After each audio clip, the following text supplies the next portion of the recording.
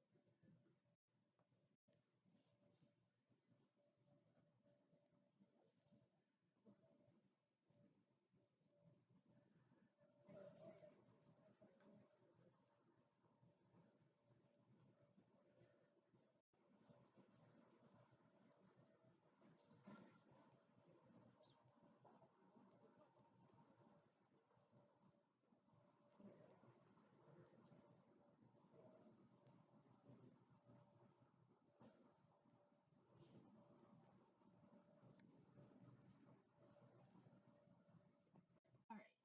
So whenever I see difference, I know that I'm going to have to subtract. This is a subtraction problem because I'm trying to find how many numbers are in between these numbers. Now, I could use a number line. When I look at that, 347 is a lot less than 925, so it would probably take me a really, really, really long time. So I'm going to use the algorithm. I'm going to write 925 minus 347. Now remember, I knew that it was subtraction because I saw the word difference. All right, let's start. 5 minus 7. Wait a second, I can't do 5 minus 7. That doesn't make any sense. Go next door, get 10 more. That 2 becomes a 1. And instead of 5, I have 15.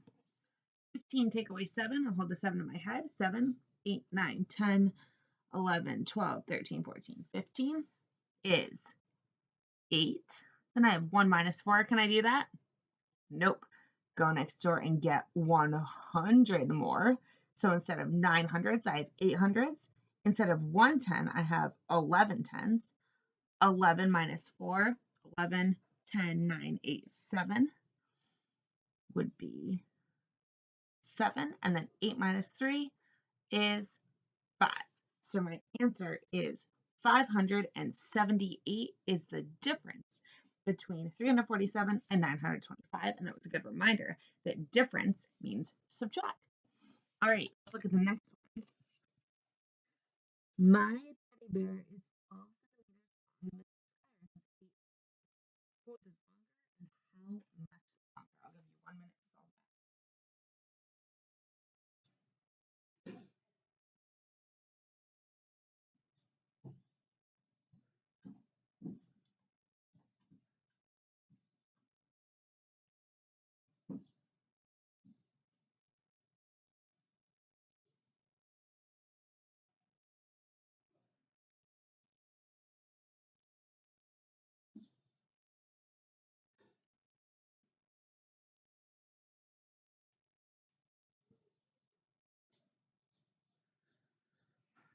All right, well, when I look at this problem, I realize that it's asking me to compare inches and centimeters because mine is 12 centimeters long and Mr. Skyers is 8 inches long.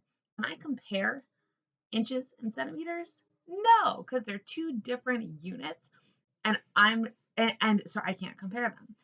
I can't figure out which one is longer, and I also can't figure out how much longer. That, my friends, is a trick question. All right, let's move on to the next one. This one has a couple of different sets to make sure that you're paying attention. Jenny has coins in both hands. She has this money in one hand. That's a total of $1.54. How much is in the other hand? So I'm going to warn you here. There are multiple steps. You need to figure out how much money she has in her other hand. And you're going to need to use this information, the total, to figure out how much is in her other hand, because you only know how much is in this hand right here. All right, I'll give you 2 minutes to solve this one. Go ahead and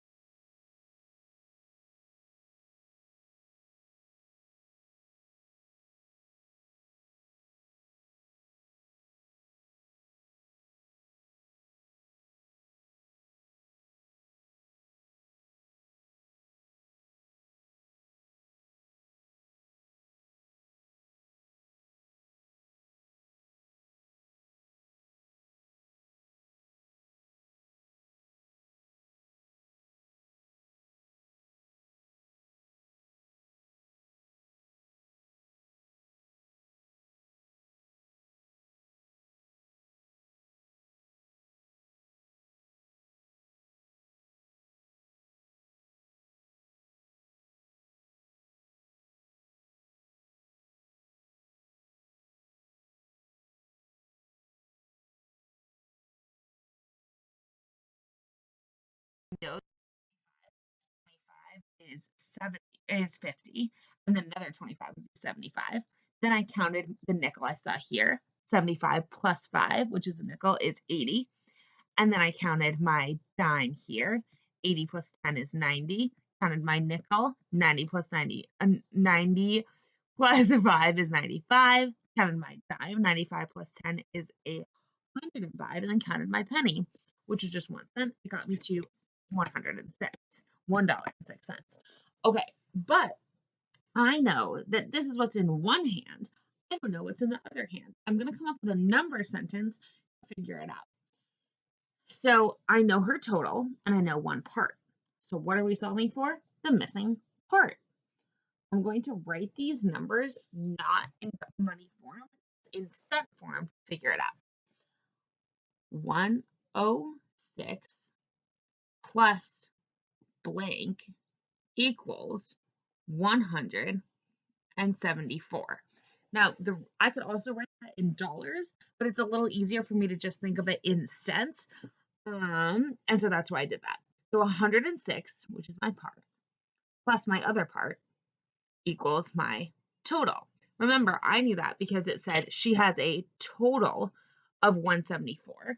And I know how much is in one hand, so I need to figure out what's in the other hand because I already know my total. Now, there's a couple different ways that I could do that. Now that I know how many was in the first hand, I can count on a number line, or I can do the algorithm. So let's do the number line. I'm going to start with 106, and I'll stop when I get to 174. 106. Let's count by tens. 116, 126, 136, 146, 156, 166. And then I have to stop because if I did another 10, I'd get to 176, and that would be more than my total. So 106, 116, 126, 136, 146, 156, 166, and all of those were hops of tens. Now, how many more do I have to get to 174? Well, I know that 66, let's just count till we get to 74 and see. 66, 67, 68, 69, 70, 71, 72, 73, 74. That would be 1 half of 8 is 174. So now let's see how many cents would be in the other hand. 10, 20, 30, 40, 50, 60 plus 8 is 68. Another way we could solve this, and that you might have solved it, is to use the algorithm and write 174 minus 106 and figure it out there. So let's work on the algorithm now. 4 minus 6, can't do that. Go next door and get 10 more. Instead of 7 tens, we have 6. Oh my goodness. We have 6 tens, and that 4 becomes 14. 14 minus 6, 14, 13, 12, 11, 10, 9, 8. 6 minus 0 is just 6, and 1 minus 1 is 0. So I have 68. Am I done when I get that number? No, I'm not, because some people might think that I'm talking about $68. But I know that she just has a total of $1.74. She had $1.06 in one hand. So what did she have in the other hand? She had 68 cents. I'm going to write 68 and then the cent sign so my reader doesn't get confused and think that Franny's holding 68 bucks. Our answer is 68 cents. Now, this was a little bit of a tricky problem because we had to figure out how much this part was by counting the money. And then we had to figure out the difference between the total and this part to get our other part, which was 68 cents. All right, team. I will see you tomorrow. Have a great day.